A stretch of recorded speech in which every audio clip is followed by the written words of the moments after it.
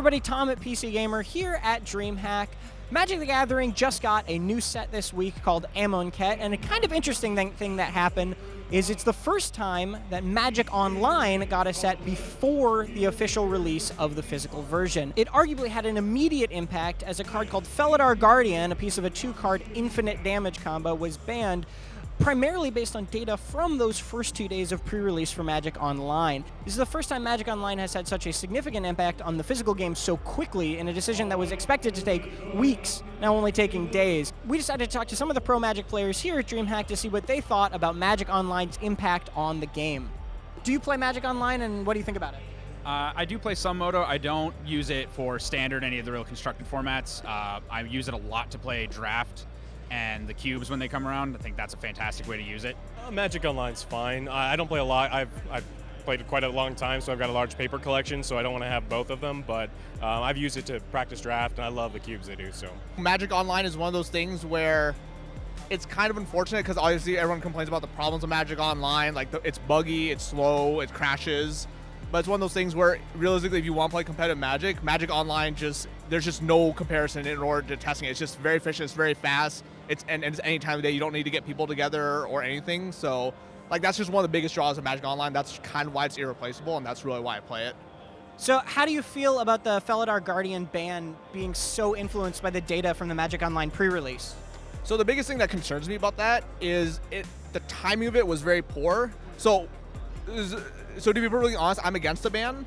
I think the biggest reason I'm against it is, first, the timing of it was bad, right? If they wanted to do it, they probably should have just done it on Monday, and I feel like it's one of those things where it's not a knee-jerk reaction, but it's something that they knew, it was on their radar, they knew about it, and they were probably just too hesitant to do it. I don't think it was very heavily influenced by it. I think a big part of it was it's something that they were looking at. They knew they had a lot of issues. They just were very leery of having another standard ban, but the combination of them not doing a standard ban and having a huge player outcry against them not banning the combo let them go and then use that data as like the little bit of extra tipping point. See, I don't think it was all that heavily influenced. I mean, they probably had their eye on the combo for a long time. Even before the bannings happened, it was, what, 35% of the paper meta if you use some of like the MTG top 8 or something like that. So I imagine they had their eye on it, and I think they were hoping for it to go the other direction, and I don't think it was a big surprise to them that they had to ban it.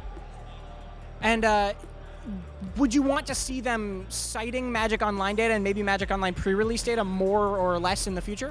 I mean, for Standard, it seems safe. I wouldn't say that they should do that for like maybe Eternal formats, like the formats that I like to play. It's really easy to get certain cards online, and it's very difficult to get them, like Rashad Import in Legacy.